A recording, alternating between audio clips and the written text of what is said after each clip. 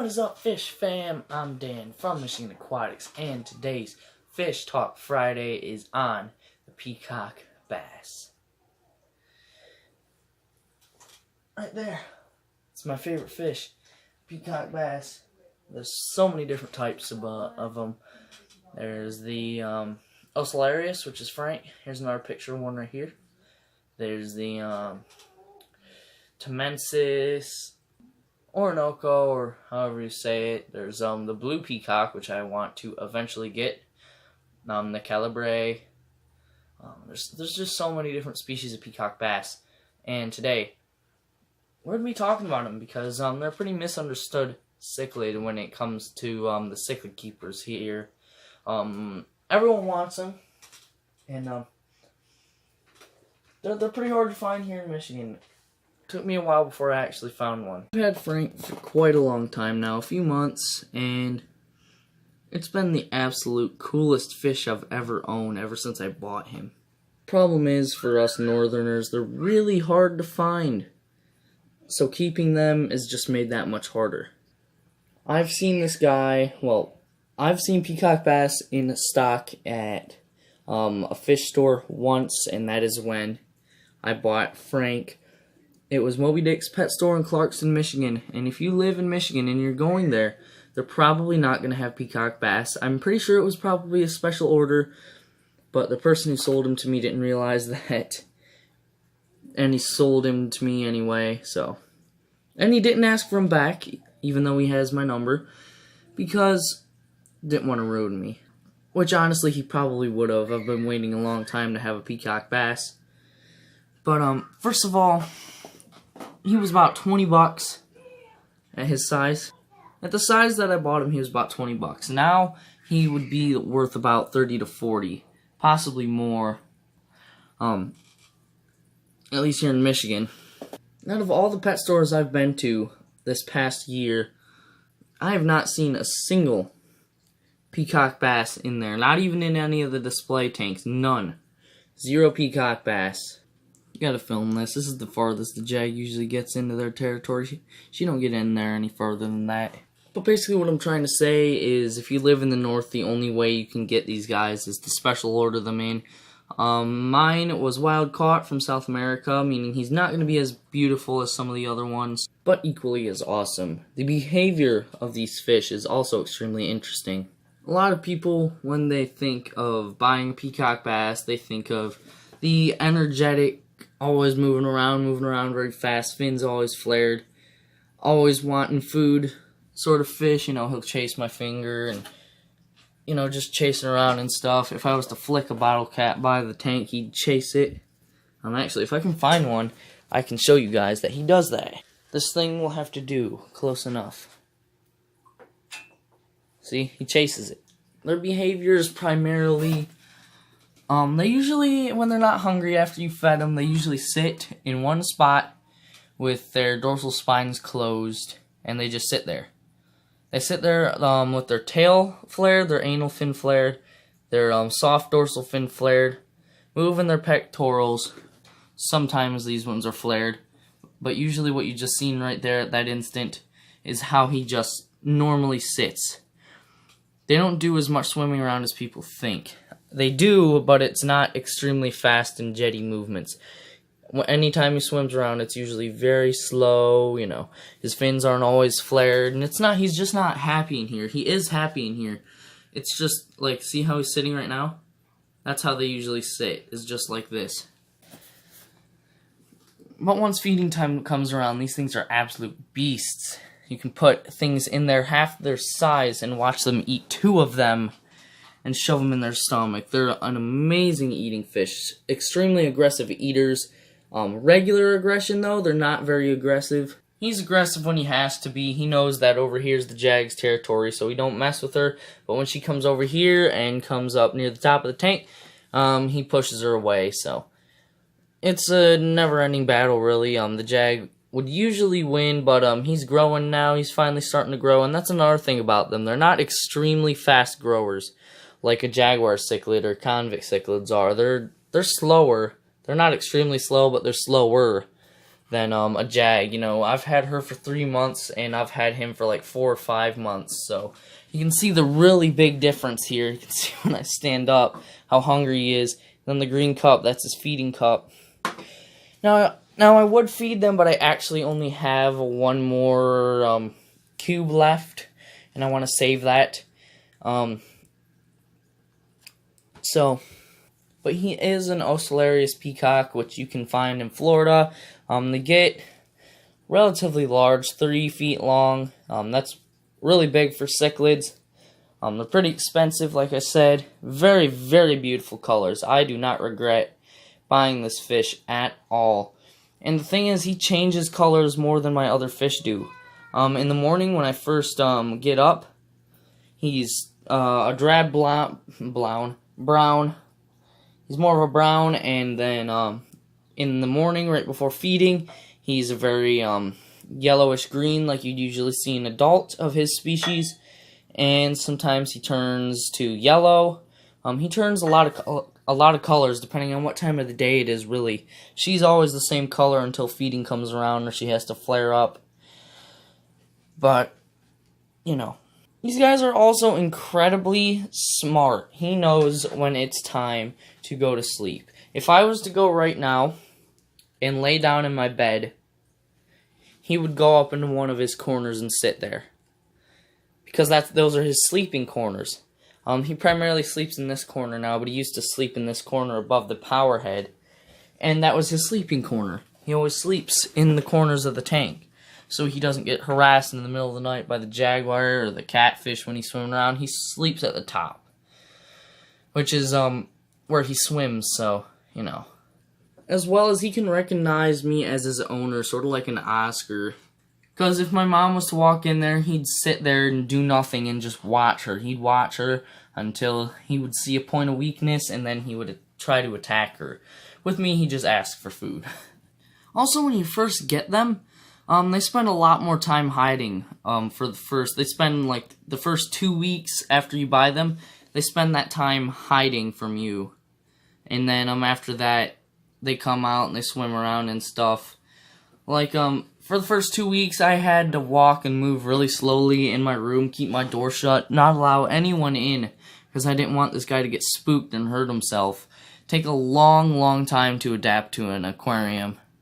But the jag, within 2 days, she was swimming around. The convicts, the first day they were swimming around. The catfish, it took about a week for her to get used to it. But the peacock has honestly really overtaken that. I'll actually take some screenshots of my other videos and put the growing span of my peacock and how much he's changed. He's grew like an inch, possibly an inch and a half in length, and in color he has grown a lot. He has lost a lot of his black. His stripes are going away, which they usually do on Ocelarius peacocks. But his stripes are slowly fading, and it's just amazing to watch him grow in color. He's grown in color more than all these fish have combined. She's grown a lot, but he's grown way more in color than she has. You can see right there, he just flared up at her, because this is his water column and not hers, but she still chased him. And that's another thing you'll notice. The water column the peacock bass swims in, a lot of times people will buy them and then they'll see them swimming right here. And they'll think, oh no, there's something wrong with my fish, but there's not. They swim up there. That's one of the areas in the water column they like swimming. They swim anywhere from here, anywhere from all the way to like right here, down to here is normal. Sometimes he'll swim all the way down to here, but he usually doesn't stay down there because, well, for some reason he's a top water column swimming fish. It's very, very weird. That's why people love them as pond fish. They stay near the top instead of hiding at the bottom like a largemouth would. They stay closer to the top and hunt for food all the time. But largemouths, they sit and they wait. They're ambush predators. These guys are fast. It's another thing about them. They're like the king predators of the freshwater cichlids, I swear. Their mouth is the biggest out of all the freshwater cichlids, and I'm pretty sure all the freshwater fish, their mouth is like, he could probably swallow himself with his mouth. and they're just incredibly fast. Like, he would get across this tank in a quarter of a second. That's how fast they are. It's almost like he's time traveling. It's insane. If anyone is planning on getting peacock bass, I warn you, they do jump, and you do need a pretty big tank for them. I will be moving this guy pretty soon here. He's getting really big. He's already almost too big for my 55. But that's what I have him in right now. But if you're a long-time cichlid keeper, I definitely recommend getting one of these guys. It's just really hard to get them. If you live here in the north, you have to special order them. They subject to cloudy eye really easily. He has it a little bit because my water quality hasn't been the best for the past week.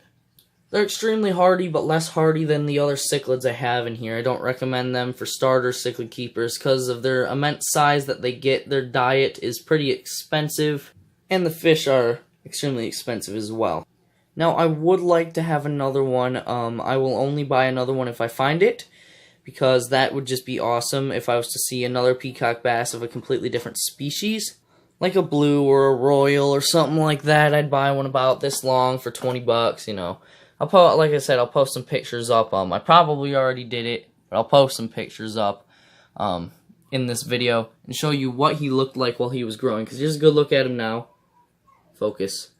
There you go. There's a really good look at his colors now. He's in his greenish yellow color right now. Very pretty. It's like my favorite color more for him. Here he comes right in front of the camera. Stunning fish. Extremely beautiful fish. I love them. Ooh, flared up at the jag there. And I know you guys probably want to see a feeding from these guys. So at the end of this video, I will put in a feeding I did 2 days ago. Everyone was out, including the catfish, for this feeding. I haven't been filming the catfish a lot because he hasn't been coming out a lot. He only comes out at night mostly. See that there? Such an awesome fish. I love the peacock bass. Personality is honestly like a dog. They're like owning a water dog, you know, sort of like a you know how owning an Oscar is like owning a bulldog or a pit bull or a black lab. This guy's like owning a German Shepherd or a Malinois Shepherd, or just any of the shepherds is what it's like to own a peacock bass. Awesome fish. Extremely awesome fish. I love these guys. I think I've just about covered everything with the peacock bass, but I'm going to pause this part of the video and really think about other stuff I can explain about these guys that starter peacock bass keepers will need to know. A lot of people will probably get bored of having just one peacock bass, and they'll want to put other species of cichlids with it. The species of cichlids I recommend that can go really good with peacock bass is absolutely anything. You can put anything larger than a peacock bass or the same size of a peacock bass with a peacock bass. Jaguar cichlid, believe it or not, a doveye will work with a peacock bass, piranhas, pacu, convict cichlids as long as they're big enough. Jack Dempsey's, Severums, that's right, you can put the lesser aggressive cichlids with them as well. Just anything you can put with these guys, and it makes them such an awesome fish to keep. It's just their immense size that they get is why people mainly don't keep them, as well as they're pretty darn expensive. Now, if you do get a peacock bass, you can get a whole bunch of the same species, but I like having diversity, and plus, the less peacock bass you have, the better their personalities are going to be. Which is why if I was to get another peacock bass, I wouldn't be buying another Ocellarius. I'd buy, not even a mono. I wouldn't even buy a mono. They're too closely related. Well, all peacock bass are closely related, but they're too close looking than each other. I'd probably buy a royal or a blue or something like that. Calabre look pretty much like him, but one of the ones that looks completely unlike him, I'd buy. But the less peacock bass you have in a tank, the more personality they're going to have towards you as the owner. They're going to be more connected to you. And that goes the same for all cichlids. If I was to have one convict cichlid, it'd probably be extremely attached to me. But I have two of them, so they can be attached to each other instead of focusing on me. It goes the same for peacock bass. That's why a lot of people say they have no personality. But they do. You just got to have only one of them. It's the reason I named this guy Frank, was because of his personality. His name is Furious Frank.